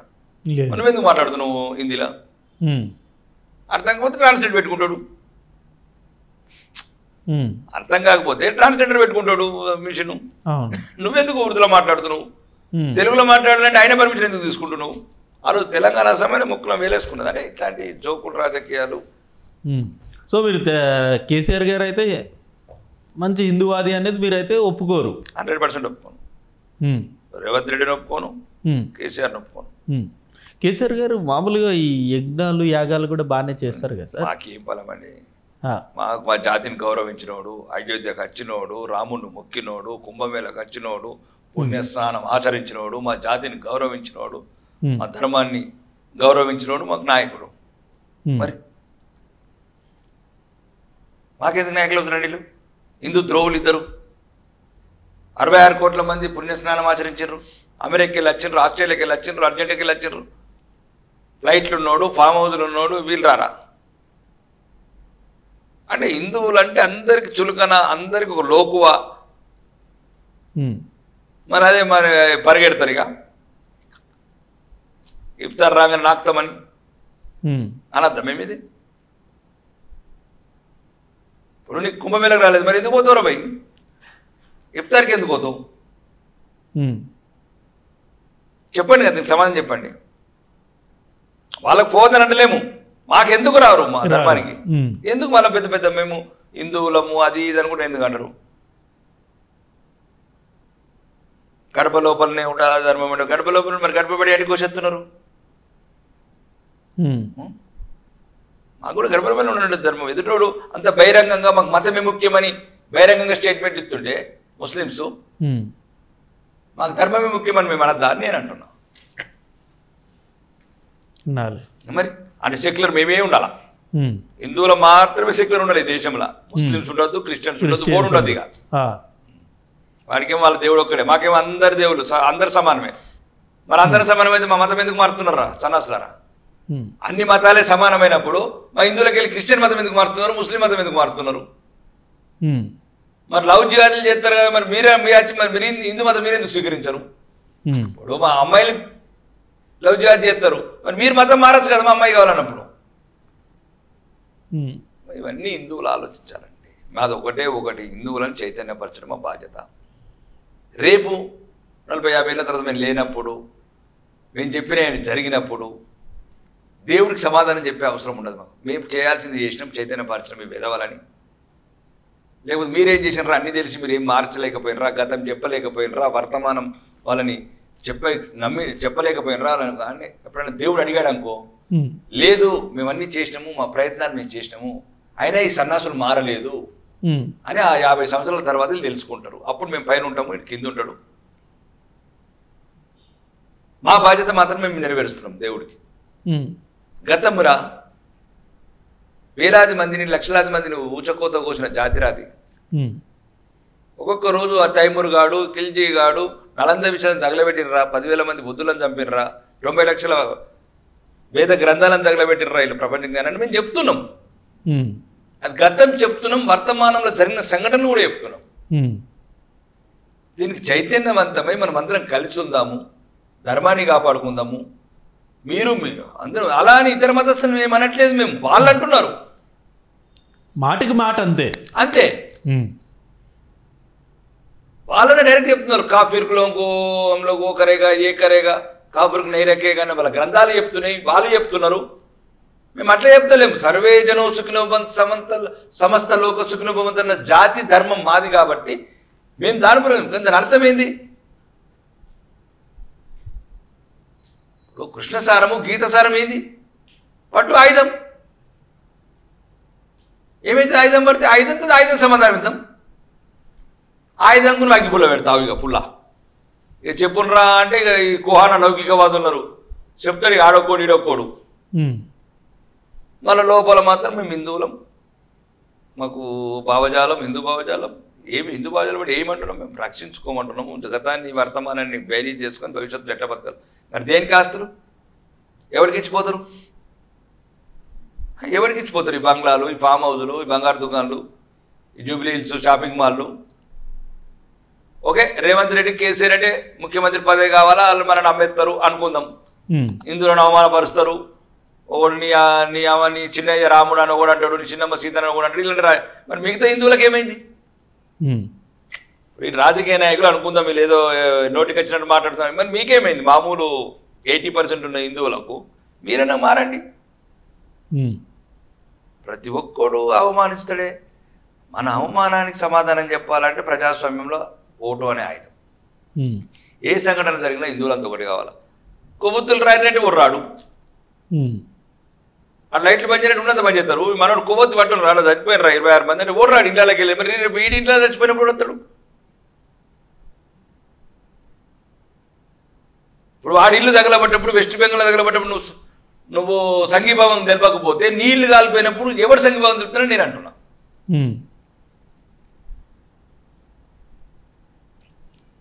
కాబట్టి ప్రతి దాంట్లో హిందుత్వానికి, హిందువులకు ప్రమాదం వచ్చినప్పుడు మనమందరం ఒకటే. ఇలా వాళ్ళకి జరిగింది మనకు జరుగుతుంది, రేపు పాత బస్తీలో జరిగింది కొత్త బస్తీలో జరుగుతుంది. ఎక్కడున్నారు పాత బస్తీలు హిందువులు? ఒకరిని నరుక్కుంటా, చంపుకుంటా, మత కళలు పెట్టుకుంటా అందరినీ ధర్మినరు. ఇంకొకళ్ళ జగదీరుకుంటే మనది కాదు, ఇంకొకళ్ళ టోలి చౌక్ మనది కాదు, ఇంకొకళ్ళ మెహదీపట్నం మనది కాదు. ప్రతిదానికి అడుక్కుంటారు. హనుమాను ర్యాలీ తీయాలంటే బతిమలాడాలా, శ్రీరామనవమి ర్యాలీ తీయంటే బతిమలాడాలా, వినాయక చవితికి మండపాలు వేసుకుంటారు, వాళ్ళకి అన్ని ఫ్రీ. జాగి దగ్గర పీరియడ్ ఆ రంజాన్ అంతా 2 రోజుల్లో ఇస్తారు, రంజాన్ 70 కోట్లు ఇస్తారు. ఇవి అడగారు. ఇక మాలాంటి వాళ్ళు అడుగుతానేమో మీలాంటి వాళ్ళు అంటారు. ఇక ఇది మేము మాట్లాడాలా? ఉన్న 22 పార్టీలు ఉన్న ప్రతి రాజకీయ నాయకుడు వాళ్ళ వైపు మాట్లాడిన తర్వాత మరి మా ధర్మం గురించి మేము మాట్లాడాలా, హిందువుల గురించి కూడా మాట్లాడాలా? చెప్పండి సార్, సమాధానం చెప్పండి. రేవంత్ రెడ్డి, కేసీఆర్, వాడు కమ్యూనిస్టోడు, కాంగ్రెస్ వాడు, బీఆర్ఎస్ అందరూ వాళ్ళకే గురించి మాట్లాడారు. ముస్లింల గురించి మాట్లాడారు, క్రిస్టియన్ గురించి మాట్లాడారు, మరి హిందువుల గురించి కూడా మాట్లాడాలా? జరిగిన గతాన్ని అవమానాల పాలు కాకుండా ఉన్న ఒక జన్మ మీ భవిష్యత్తు మరి భయంకరంగా ఉంటుంది. ఎట్లయితే కాశ్మీర్లో జరిగిందో, ఎట్లయితే వెస్ట్ బెంగాల్లో జరిగిందో, ఎట్లయితే ఓల్డ్ సిటీలో జరిగిందో రేపు అన్ని చోట్ల జరుగుతుందని చెప్తున్నాం. మీ ఇష్టం, ఇంటిరండి లేకపోతే లేదు. మేమైతే చైతన్యపరుస్తూనే ఉంటాం, జాగృతి పరుస్తూనే ఉంటాం. రాజకీయాలు వేరు, రాజకీయ వేదికలు వేరు. రేపు పదవి వస్తుందా రాదా, ఓట్లు ఎత్తాడా వేయడా పక్కన పెట్టండి. మేము చెప్పింది నిజమా అబద్ధమా మీరు నిర్ణయించుకోండి. ఎక్కడ తప్పుంటే మనం నిర్ణయండి. మేము చెప్పింది దాంట్లో కాశ్మీర్లో రంపాల మీద కొయ్యలేదు ఆడబిడ్డలని చెప్పండి, వెస్ట్ బెంగాల్లో మొత్తం మానభంగాలు చేయలేదని చెప్పండి, రక్త పేరులు వారియదని చెప్పండి. ఎక్కడైనా ఒక ఘటన అయితే 100 మంది ముస్లింలు చుట్టుకుంటారని చెప్పండి. ఒక కార్ యాక్సిడెంట్ చేసుకొని ఒక ఇంత చిన్న ఫ్యామిలీ పోతుంటే 100 మంది చూసి కొడతారు. ఎదుర్కోండి. ఎక్కడికక్కడ ఐక్యత, ఎక్కడికక్కడ యూనిటీ, ఎక్కడికక్కడ అందరం కలిసి ఉందాం. అంతే తప్ప నువ్వు కలిసి ఉంటాడు ఎదురు సెటిల్ అవుతాడు. చూడండి ఎక్కడ ఘటన జరిగితే చిన్న కారు మీద ఫ్యామిలీ పోతుంది, చిన్న ఉండదు మారుతి కారు, చిన్న కారు, అది ఆల్టోనో బిల్డోనో, మనం పోతుంటే 100 మంది అక్కడ ముస్లింలు, అందులో ఒక చిన్న బేబీ ఏదో చిన్న పాప భయపెడుతున్నారు తిరుగులా. అవుతుంది యాక్సిడెంట్ అవుతే మనం నష్టపరిహారం ఇస్తారు. ఏమున్నది? మీద వాడి కొట్టాలా, మీద వాడి సంపాలా? ఈ సంఘటన తెలంగాణ వ్యాప్తంగా ప్రతి ఒక్కరు చూసిండు. ఆంధ్ర తెలంగాణలో ఈ సంఘటన ఎవరు రియాక్ట్ అవ్వలే. రియాక్ట్ అయ్యే కారు ఈ సన్నాసులకు చెప్పి వేస్ట్. మా బాధ్యతనే చెప్తున్నాం, మీరు యూనిటీగా ఉండండి, ఐక్యతగా ఉండండి, మనని మనం కాపాడుకుందాం. మీ భవిష్యత్తు పిల్లలు మీ ప్రేమించి మీరు అంటే ఒక ఆప్యాయతగా అల్లారుముద్దుగా పెంచుకుంటున్న సంతానం, వాళ్ళ గురించి మీరు జీవితాంతం కష్టపడి సంపాదించుకున్న ఆస్తులు, మీరేం దొంగతనాలు చేయట్లేదు, 6 నిమిషాలు కష్టపడుతున్నారు. అన్ని త్యాగాలు, అన్ని సుఖాలు కోల్పోయి మీ బిడ్డల భవిష్యత్తు గురించి ఈ ఆస్తులు, అంతస్తులు, బిల్డింగులు, ఫామ్ హౌజులు, ప్లాట్లు, బ్యాంకుల డిపాజిట్లు దేని చేస్తున్నారు? మీరు చెప్తున్నారు మీ పిల్లల భవిష్యత్తు లేనప్పుడు ఇవన్నీ ఏం చేసుకుంటారు? బంగ్లాదేశ్లో ఏం చేసుకుంటున్నారు? లాహోర్లో ఏం చేసుకుంటున్నారు? రావల్పిండిలో ఏం చేసుకుంటున్నారు? 22% ఉన్నాడు, 2%కి వచ్చిండు. ఆడపిల్లలు వృతాడెత్తున్నారు, అత్యాచారాలు చేసుకుంటా. రేపు మీ భవిష్యత్తు మీ పిల్లల గురించి చెప్తున్నాం. మీరు మీ గురించి బతుకుతున్నారు, మేము మీ పిల్లల గురించి బతుకుతున్నాం. స్వార్థం విడనాడండి. ఒకసారి ఊహించండి. ఏం చేయాలో అర్థం కాదు. 100లాది ఫోన్లు వస్తాయి, అన్న అవమానించారు, రకరకాలు వస్తాయి మాకు ఫోన్లు. మొన్న భీమ్గల్లో కూడా ఎత్తుకపోయా అమ్మాయి 25 నుంచి. ఎవడు ఎందుకు ఎత్తుకపోతారు? ఎందుకు ఎత్తుకపోతారా మీరు మా బిడ్డల్ని? మీకు లేరా? మీ వాళ్ళని మీరు ప్రేమించుకోండి, మీ ధర్మంలో మీరు ప్రేమించుకోండి రా. లేదు హిందూ ముస్లిం మ్యారేజ్ కూడా పెడదాం, ఎక్స్చేంజ్. మీరు 10 మంది అయితే మేము 10 మంది, మీరు 10 మంది అమ్మాయిలు అయితే మేము 10 మంది అమ్మాయిలు ఇద్దాం. భాయిచారా, గంగా జమున తేజ్, ఇది కరెక్ట్ కదా? మరి సన్నాసులంతా గంగా జమున తేజ్ వన్నులు మరి ఆ కార్డు పనికి రాకపోయా పహల్గామ్లా?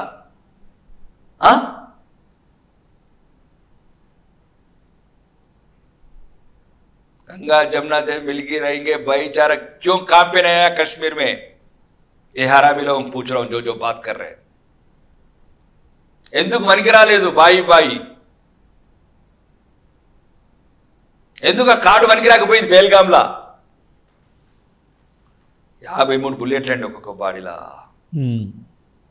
ఆ ద్వేషము, ఆ పగ, ఆ కసి, హిందూ జాతి మీద ఉన్న కసి చూస్తే ఈ సన్నాసులు అంతా సెటిలైట్ అవుతారు. కాబట్టి ఒకటేనండి, మేము చెప్పదలుచుకున్నది చెప్తున్నాం. మీకు అర్థమైతే అర్థమవుతుంది, లేదు భవిష్యత్తులో మమ్మల్ని నిందించకండి. మాకెవరు చెప్పలేదు, మేము మేల్కొల్పలేకపోయినాం చెప్పకండి. ఇప్పుడున్న సాంకేతిక విప్లవం కావచ్చు, అన్ని రకాలుగా ప్రతిదీ తెలుసుకుంటున్నారు కదా. ఒకప్పుడు వినేవాళ్ళం పత్రికల్లో కాల్చారట, కాదు కాలుస్తున్నాయి, కళ్ళకు కనబడుతున్నాయి. చిన్న బిడ్డ చెప్తున్నాడు, ఎవరో మొన్న పిల్లగాడు బతికిన పిల్లగాడు చెప్తున్నాడు, ఆగయా ఆతే బోలా ముసల్మాన్ అలాగో జావు, హిందూ అలాగో జావు. ఇంకేం చెప్తారా మీకు? అసలు ఏం చెప్పాలి ఇది? బీజేపీ, అరే బీజేపీని పక్కన పెట్టరా పోయి ధర్మానికి కనబడకండి. లేదు మీరు ఒకటి నేను చెప్తున్నా కదా, ధర్మం గురించి ఒకరు అవుతాం అందరం. ఏముంటారా తీవ్రవాదులు ఉగ్రవాదులు? ఇదంతా మాలో ఉన్న అనేకత, మాలో ఉన్న రాజకీయ నాయకులు రెచ్చగొట్టి ఈ పన్నాగాలు అనటం. కాబట్టి ఇది ఈ పరిష్కారం నా ఉద్దేశంలో ఒకటే ఒకటి, హిందువులు ఐక్యంగా ఉండాలి అంతే. కానీ జరిగే పరిస్థితులు కూడా దాదాపుగా కనిపిస్తలేదు. ఎవరికి వాళ్ళు స్వార్థం, ఎవరి దారి వాళ్ళది, అలా అయిపోయింది సమాజం. ఒకటేనండి, సిల్వలు పడండి, నిగ్గదీసి అడుగు సిగ్గులేని విధవలు అన్నట్టు. మారదు నా కొడుకులు, ఈ మారరి నా కొడుకులు. అదో సిరివేల సీతారామ శాస్త్రి శ్రీశ్రీ గారిది. సిరివేల సీత నిగ్గదీసి అడుగు సిగ్గులేని జనాన్ని మారంటే, నిగ్గదీసి అడుగు సిగ్గులేని హిందువులని, మారరు కొడుకులు ఈ మారరి నా కొడుకులు. ఇది మన పాట. కాబట్టి ఒకటే రాము, ఎవరైనా ఎక్కడైనా. ఛత్రపతి శివాజీలు, మహారాణా ప్రతాపులు వందలాది పుట్టరు, కొందరే పుడతారు. వాళ్ళు చెప్పిన పాట, వాళ్ళు అప్పుడు ఫేస్ చేసిన చావా లాంటి సింహాలు ఎట్లా చచ్చిపోయినాయి. క్షణికం అంటే ఒళ్ళంతా చర్మం తీసిన మతం మారని వ్యక్తులు ఒకవైపు, చిన్న క్షణిక ఆనందాల గురించి మతం మారే జాతి ఒకవైపు. మీ పూర్వీకులను తలుచుకున్న సిగ్గుపడండి. రాజ్యాలు ఇస్తామన్న మతం మారింది ఒకవైపు. నెలకు వేలాది మంది మతం మారాడే. నేను అనేది ఏంటంటే, ఇది ఎక్కడో మార్పు రావాలి. ఈ మార్పు నేనేమనుకుంటున్నానంటే, చైతన్యం, ప్రజాస్వామ్యంలో ఏంటంటే చైతన్యం అనేది ఒక ఓటు అనే ఆయుధము, లేదు ప్రజాస్వామ్యంగా అందరం కలిసి ఒక రకమైన సమూహంగా ఏర్పడి మన ధర్మాన్ని కాపాడుకోవడం, మన దేశాన్ని కాపాడుకోవడం. దాంతోపాటు ఇతర మతస్థులు మనం ఏమంటలేము, ఇప్పుడు అనని జాతి ఇది. అవును, మరి వాళ్ళు అంటున్నారు తప్ప, వాళ్ళు అమరకి అల్లాయ్ అంటున్నారు, మాకు ఒకడే యేసు దేవుడు అంటున్నారు, మనం అన్ని మతాలు సమానం అంటున్నాం. అన్ని మతాలు సమానం ఆడు ఎప్పుడో ఎట్లాంటి నువ్వు మనకట్లా, మన మతమే ఇంపార్టెంట్ అను. నా ధర్మం నాదే, నీ ధర్మం నీ ధర్మం నాదే, అన్ని ధర్మాలు సమానం అని వాడు ఎప్పుడు అంటాడు అప్పటిదాకా నాకు నువ్వు. వాడు ఎప్పటి వరకు ఫ్యామిలీ ప్లానింగ్ చేసుకోడు, నువ్వు ఫ్యామిలీ ప్లానింగ్ చేయకు. పరిష్కారాలు ఇవే. ఏ పడి ఏం చెప్పినా అంతేగా తుట్టుపోటు మాటలు. సెక్యులర్ చెప్పండి, కాంగ్రెస్ వాడికి బీఆర్ఎస్ వాడికి సెక్యులర్ అని ఎక్కుతారు బిక్తారు. ఏమంటారు చూడు, ఇంతకు ముందు జై శ్రీరామ్ అంటే అన్నం పెడతా అంటే, మరి హనుమాన్ అదే మాలలో అన్నం తింటున్నాడు. ఇప్పుడు నువ్వు అన్న యువరాజు ఇంతకుముందు ఎలక్షన్ టైంలో జై శ్రీరామ్ అంటే అన్నం పెడతా పిల్లలకి అట్లా ఏమిటండి, మరి అదే అన్నం పోయి తింటున్నావు కదా. అవును, జై శ్రీరామ్ అంటే అన్నం పెడతారు, తప్పేముంది. అల్లాహ్ అక్బర్ అంటే అన్నం పెడతా మరి. ఓడికి నోటికి వచ్చినట్టు మాట్లాడతారు హిందుత్వం అంటే. మరి మిగతా మతం మాట్లాడు గచ్చ గచ్చ గచ్చ అంటారు కొడుకులు, గచ్చ గచ్చ. ఒక్కడు ఇంతవరకు నేను ఒక్క రాజకీయ నాయకుడు చూడలేదు ఒక్కడని ఇతర మతం మాట్లాడగా.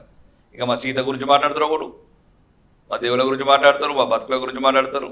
కాబట్టి ఇది కరెక్ట్ కాదు. రాజకీయ నాయకులు కూడా ఒక దొడ్డు దగ్గర పెట్టుకోండి. తర్వాత మీ సంగతి కూడా ఉన్నది, ఒక్కరిని కూడా వదిలేది లేదు.